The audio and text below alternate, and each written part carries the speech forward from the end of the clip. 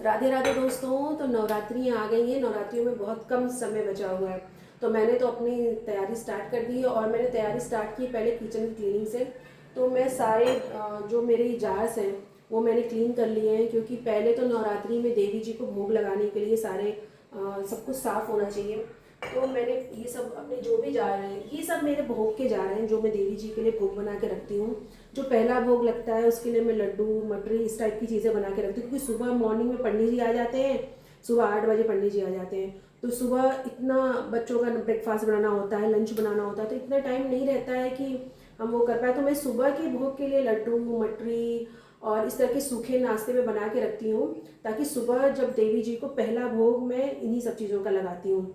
लड्डू हो गया, बेसन के लड्डू, रवा के लड्डू, मटरी, बालूशाही, ये सब चीज़ें मैं घर पे बनाती हूँ। और इसके लिए देखिए मैंने ये कांच के जार्स रखे हुए हैं। ये कांच के जार्स हैं जिसमें मैं इसमें ही भोग रखती हूँ। ऐसे मेरे पास ये जार्स हैं, और ये मैंने ट्रांसपेरेंट कांच के ही रखे हैं कि मैं अगर किचन में हूँ, मैं कुछ काम कर रही हूँ, तो बच्चे हैं या घर में जो लोग भी रहते हैं या सामने रखा रहता है, पंडित जी भी सुबह ये पहला भोग पंडित जी भी लगा देते हैं, क्योंकि सारी चीज़ें मैं जहाँ पे देवी जी की स्थापना में करती हूँ मंदिर के पास ही, मैं सारी चीज़ें इसमें ही रख देती हूँ। तो ये मेरे 3 जार्स हैं, जिसमें कि एक में मेरा जो भी नमकीन मटरी रहता है, एक में बालूशाही बना के रख देती हूँ, एक में रवा का लड्डू रहता है। तो ये 3 जार मैंने अपने साफ कर लिए, क्योंकि अब सब चीज़ें बनेंगी देवी जी के लिए। और एक ये मेरा देखिए, एक ही मेरा ब्रास का डिब्बा है, ये लड्डू डिब्बा है मेरा। इसमें मैं बेसन के लड्डू बना के रखती हूँ, क्योंकि मेरे यहाँ नील सुंदर और लाडली मतलब मेरे लड्डू गोपाल और श्री जी की भी सेवा है। तो सुबह का भोग जब मैं किचन में रहती हूँ और बच्चों के लिए लंच बना रही हूँ, टिफ़िन, तो सुबह स्नान करने के बाद उनको जो पहला भोग लगता है वो भी लड्डू मटरी इन्हीं चीज़ों का लगता है। फिर उसके बाद मैं दूसरा जब भोग बनाती हूँ तो फिर उनको देती हूँ। तो सुबह स्नान करने पहले ही जब उनका स्नान होता है, सुबह जब वो स्नान करते हैं, तो स्नान करने के बाद ये भोग उनके लिए लग जाता है। तो इसमें मैं बेसन के लड्डू रखती हूँ। ये लड्डू का डब्बा है मेरा। और इसके अलावा ये भी कुछ जार्स मैंने खाली किए, क्योंकि एक में मखाना, एक में काजू रखा जाएगा, एक में बादाम, क्योंकि ये सारी चीज़ें भी ड्राई फ्रूट्स भी देवी जी को भोग लगती हैं सुबह। और ये ड्राई फ्रूट्स पंडित जी भोग में लगाते हैं, और ये हवन में भी रोज लगता है। तो मैं इन जार्स में ड्राई फ्रूट ट्रांसपेरेंट में जार्स में कांच के रखने का फ़ायदा ये है कि अगर आप नहीं भी हैं वहाँ पे, तो पंडित जी अगर पूजा कर रहे हैं या घर का कोई भी हो, सबको दिखता है और सब आराम से इसको निकाल के यूज़ कर सकते हैं। तो पहला मेरा काम स्टार्ट हुआ है इन सब जारों को साफ़ करने का, सुखाना और इनमें सारी चीज़ें भरने का।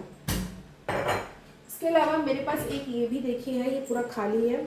इसमें भी मैं जो पूजा की चीज़ें होती हैं, जैसे कि लोबान हुआ और गूगल हुआ और कमलगट्टा, ये सब चीज़ें रोज़ पूजा में यूज़ होती हैं, देवी जी को चढ़ती हैं।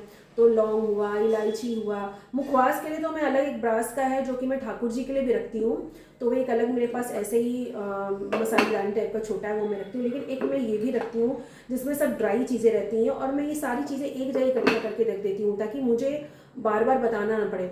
और पंडित जी भी आते हैं, वो सारी चीज़ें एक बार उनको बता दी जाती है, तो उनको पता रहता है कि कौन सी चीज़ कहाँ है, और घर में सबको ही पता रहता है कि कौन सी चीज़ कहाँ पे है। सब एक बार सिस्टमेटिक ढंग से अगर आप रख देंगे ना, तो फिर आपको नवरात्रि के लिए भागदौड़ नहीं करना। पहले 1-2 दिन की मेहनत रहती है सब चीज़ों को क्लीन करके एक बार रखने का, और एक बार आपने रख दिया तो फिर उसके बाद दोबारा आपको मेहनत नहीं करनी पड़ती। दूसरा, अब मेरा स्टार्ट होता है ब्रास के सारे मेरे बर्तन निकालने का और साफ़ करना। तो चलिए अब मैं सारे अपने ब्रास के बर्तन निकालूंगी और उसको क्लीन करूंगी। तो ये देखिए मैंने सारे बर्तन अपने जो भी मेरे ब्रास के बर्तन हैं, कांसे के बर्तन हैं, ये सारे मैंने निकाल दिए। ये सारे मेरे पूजा के बर्तन हैं। और जब पंडित जी आते हैं तो इन सब की ज़रूरत पड़ती है, जिसमें 2 मैंने ये छोटी छोटी कटोरियाँ हैं, ये दीपक हैं सारे, और ये तांबे का कलश है, जो कि कलश पंडित जी नारियल रखने के काम में आते हैं और आचमन वगैरह के काम में आता है। तो चलिए अब मैं ये सब साफ़ करने के बाद आपसे मिलती हूँ।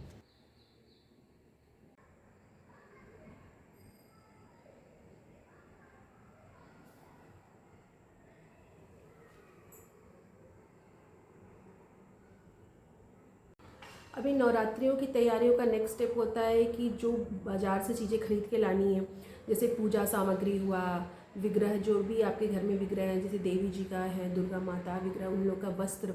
तो मेरे घर में माता दुर्गा हैं जिनका मैं नवरात्रि में स्थापना करती हूँ। उसके अलावा मेरे पास माँ लक्ष्मी भी हैं, सेवा में मेरे मंदिर में माँ सरस्वती भी हैं। तो ये तीनों दुर्गाएँ हैं, माँ लक्ष्मी, माँ सरस्वती और माँ दुर्गा।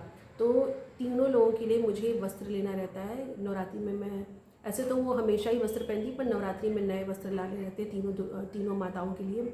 और लाडली जी सेवा में है तो मैं लाडली जी के लिए भी वस्त्र लेके आ रही हूँ। इसके अलावा जो पूजा का सामान, तो मैंने थोड़े थोड़े करके कुछ सामान लाया है जो मैं आप लोगों के साथ शेयर कर रही हूँ आज।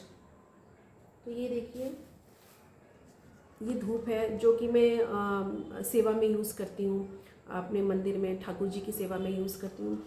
इसके अलावा पूजा में लाल कपड़ा भी लगता है, तो वो भी मैंने लेके आया है। थोड़ी थोड़ी चीज़ें जो जो मुझे याद आती जा रही है वो चीज़ें मैं लेके आके रखती चली जा रही हूँ।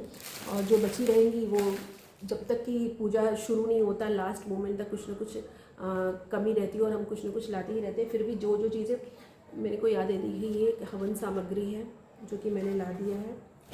और ये सम्रानी धूप है जो कि देवी जी को सम्रानी धूप जलता है, सुबह शाम सम्रानी धूप जलता है, तो मैंने ये सम्रानी धूप भी लेके आया हुआ है। इसके अलावा भीमसेनी कपूर भी आरती के लिए लगता है, तो मैं पूरे बड़े डिब्बे ही लाके मैं रख देती हूँ। और ये काफ़ी समय तक चलता है क्योंकि वैसे भी रोज़ की भी आरती में कपूर की ज़रूरत पड़ती है। इसके अलावा ये देखिए, ये लंबी बाती और ये गोल बाती, इसकी भी ज़रूरत पड़ती है हमें। और ये देखिए, ये अगरबत्ती है अलग अलग खुशबू की, ये रोज़ है, ये चंपा है। उसके अलावा ये जो मैंने धूप लाया है तो ये भी वैली ऑफ फ्लावर करके क्या है। और ये सारी चीज़ें मैं पतंजलि से लेती हूँ क्योंकि इस पर मेंशन रहता है क्लियर कि इसमें बम्बू का मतलब कि बांस का प्रयोग नहीं किया गया है। तो मैं इसलिए पतंजलि से लेती हूँ क्योंकि आजकल जो अगरबत्ती बन रही है वो बांस का, उस पर बांस का प्रयोग रहता है। और कहते हैं कि पूजा में बांस का, हमारे धर्म के अनुसार बांस का यूज़ नहीं करना चाहिए, इसलिए मैं ये पतंजलि से ही लेके आती हूँ। उसके अलावा देखिए, ये रोली कुमकुम है, ये सिंदूर है, ये अष्टगंध है। और अष्टगंध तो जितने भी देवी देवता लोग होते हैं सबको यूज़ किया जाता है। ये गुग्गुल है जो कि हवन में प्रयोग किया। और एक मैं बहुत अच्छी चीज़ आपको दिखाती हूँ, ये देखिए, जो हवन में यूज़ होता है, ये आग जो गाय के उपले होते हैं हम वो भी यूज़ करते हैं। और ये भी है, ये पतंजलि में मिलता है और मैं हमेशा इसको अपने पास रखती हूँ। इसको घी में अगर आपने डाल दिया, अच्छी तरह से डिप करके रखा, तो इससे जो हवन होता है ना, धुआं बिल्कुल भी नहीं होता है। और घर में धुआं नहीं होने से मतलब आँखों को भी तकलीफ़ नहीं होती और बहुत आराम से हो जाता है। क्योंकि अभी हमारे यहाँ जहाँ पे हम शहरों में रहते हैं, अक्सर जो गाय के उपले होते हैं वो मिलने बहुत मुश्किल होते हैं। और वो मिलते भी हैं तो वो गाय के है कि क्या है वो भी पता नहीं रहता है, इसलिए मैं ये लेके आती हूँ। और ये सभी ब्रांड का मिलता है लेकिन मैं तो पतंजलि का ही लेके आती हूँ। इसके अलावा ये देखिए, ये अभंग पाउडर है और ये मैं हमेशा अपने पास रखती हूँ क्योंकि ठाकुर जी का और देवी जी जो भी भगवान के विग्रह हैं उनका स्नान अभंग पाउडर से ही होता है। कि आप लोग कभी भी पीताम्बरी से और जो केमिकल वाली चीज़ें हैं उससे भगवान को बिल्कुल भी स्नान नहीं कराना चाहिए। मैं पतंजलि ये पीताम्बरी से कभी भी भगवान का स्नान नहीं कराती। ये अभंग पाउडर आते हैं जो नेचुरल रहता है, ये चंदन और भी अच्छी अच्छी चीज़ें इसमें मिला के बनी रहती हैं। तो इससे या तो फिर दही नींबू वगैरह से मैं हमेशा अपने ठाकुर जी और जो भी देवी जी सेवा में हैं उनका मैं इसी से स्नान कराती। और ये देखिए, मैंने एक ये प्लेट लिया हुआ है कांसे का, जिसमें मैं देवी जी को भोग लगाऊंगी। तो नवरात्रि में या दिवाली में मैं कुछ न कुछ ऐसा नया लेती हूँ जो पूजा से ही रिलेटेड, जो पूजा के प्रयोग में आती है। तो इस बार मैंने, मेरे पास पहले से इसमें कि एक प्लेट छोटा था, तो मैंने ये एक और सेट लिया है देवी जी को भोग लगाने को। ये कांसे का है, तो ये देखिए, ये कटोरी है इसकी और ये इसका प्लेट है, ये प्लेट है, ये इसमें एक चम्मच है और ये कटोरी है और ये इसके साथ एक गिलास है। ये पूरा सेट है देवी जी को। मेरे पास इसमें तो छोटा एक था, ऐसे बड़ी थालियाँ हैं लेकिन जब देवी जी का दरबार सजता है तो उसमें और भी चीज़ें, नवग्रहों की स्थापना होती है, कलश का स्थापना होता है। तो इन सब चीज़ों के बाद जो मेज होता है उस पर इतनी जगह नहीं रहती क्योंकि मैं चौकी पे नहीं रखती हूँ देवी जी को। मेरे पास 3 देवी जी के विग्रह हैं तो मैं बड़े मेज पे ही उनको करती हूँ, या तो मेरे मंदिर में मैंने अलग से स्थान बनाया हुआ है। तो वहाँ पे जो बड़े थाल होते हैं वो अच्छी तरह से नहीं हो पाते क्योंकि गणपति जी भी स्थापित रहते हैं, गणपति जी को भोग लगाना रहता है और देवी जी लोगों को भी। तो इसके लिए मैंने ये छोटी कांसे की प्लेट ली है, तो ऐसे 2 प्लेट आराम से उस पर आ जाते हैं। और अब बारी आती है हमारी देवी जी लोग के लिए वस्त्र, क्योंकि नवरात्रि है, देवी मैया तो सुंदर है ही लेकिन जैसे अच्छे तरह से हम उनका श्रृंगार करते तो और भी सुंदर लगती हैं। तो देखिए मैंने अपनी देवी जी के लिए वस्त्र लिया है। मेरा दुर्गा जी, लक्ष्मी जी और सरस्वती माँ 3 लोग सेवा में हैं और लाडली तो है ही है, तो मैं सबके लिए वस्त्र लेती हूँ। तो ये देखिए, ये एक वस्त्र है, ये मेरी माता लक्ष्मी के लिए है। ये देखिए इसकी चुन्नी है, कितनी सुंदर इसमें काम हो रखा हुआ है। इसके अलावा ये एक वस्त्र मैंने लिया हुआ है जो माँ दुर्गा का है। ये देखिए, ये भी ऑरेंज कलर में है, इसमें कलर आ रहा है कि नहीं ये देखिए, ये भी बहुत ही सुंदर वस्त्र है। ये 2 वस्त्र मैंने एक जैसे लिए हैं माता रानी के लिए। इसके अलावा देखिए ये चुनरी है। अच्छा, मेरे यहाँ बड़े विग्रह भी हैं, जगन्नाथ भगवान सेवा में हैं, तो जगन्नाथ, बलराम जी और सुभद्रा मैया है। तो मैं सुभद्रा मैया के लिए भी चुन्नी लेती हूँ नवरात्रि में। वो तो मतलब उनकी स्थापना तो ऐसे माँ दुर्गा के साथ नहीं रहती, वो तो बलदेव जगन्नाथ भगवान के साथ ही रहती है। इसके अलावा देखिए एक वस्त्र ये भी है माँ दुर्गा का, ये लाल रंग में है, इस पर पूरा मोती का और ये फ्लावर का वर्क होके रखा हुआ है। देखिए बहुत सुंदर है। और मैं ये सब वृंदावन से ही लेके आती हूँ, क्योंकि जब मैं वहाँ जाती हूँ तो मुझे पता रहता है कि दिवाली, नवरात्रि, होली सारे फेस्टिवल आते ही रहते हैं, तो मैं वहाँ से एक्स्ट्रा ही लेके आती हूँ। देखिए एक ये भी है देवी जी के वस्त्र। और ये देखिए छोटा जो ये है, ये मेरी माँ सरस्वती के लिए, क्योंकि मेरी माँ सरस्वती जी छोटी हैं, उनका विग्रह छोटा है, तो उनका ये उनका वस्त्र है। इसके अलावा मैंने ये देखिए चुनरी लेके आई हुई है। ये देखिए एक ये चुनरी है, बहुत सुंदर चुनरी है। ये देखिए इसे बहुत सुंदर काम होके रखा हुआ है। एक ये चुनरी है। इसके अलावा एक ये चुनरी है, ये देखिए, ये बहुत सुंदर चुनरी है। ये चुनरी है। तो ये अलग अलग तरह की, एक लाल और एक गुलाबी में ये 2 चुनरी है। और ये एक चुन्नी मैंने छोटी लाई हुई है, क्योंकि मेरी माँ सरस्वती छोटी है, तो उनका ये छोटी चुनरी है। इसके अलावा देखिए मैंने ये 3 चुनरी और लेके आई हुई है, ये भी बहुत सुंदर है। इस पर ऐसे हंस बने हुए, ये देखिए हंस बने हुए, पूरा बहुत सुंदर काम है चुनरी में। ये 3 चुनरी है, जो एक मेरी माँ लक्ष्मी के लिए है, एक माँ दुर्गा जी के लिए और एक माँ सुभद्रा के लिए, क्योंकि सुभद्रा जी भी हैं, तो उनके श्रृंगार और उनके लिए भी मैं ये चुन्नी लेके आती हूँ। तो तीनों लोगों का चुन्नी एक जैसा ही। और इसके अलावा श्रृंगार की चीज़ें भी हैं। ये देखिए, ये चंद्रिका है जो माँ दुर्गा जी को लगाई जाती है। ऐसे मैंने 2 चंद्रिका लाई है, एक ये लाल है और ये हरी, दोनों बहुत ही सुंदर हैं। तो देखिए कौन सा मैं लगाती हूँ। देवी माँ को लेके आ गई हूँ, क्योंकि जब मैं जाती हूँ वृंदावन तो वहाँ से ले आती हूँ। ये देखिए ये आसन है, एक ये नीले रंग का है, एक ये देखिए ये 2 नीले रंग का है, और एक ये देखिए मैंने ऐसे 3 आसन लिए हुए हैं, ब्लू और ये ब्लू, ये 3 आसन लिए हैं। तीनों देवी लोग को लो, माँ दुर्गा, माँ लक्ष्मी और माँ सरस्वती, इन तीनों लोग के लिए 3 आसन हैं।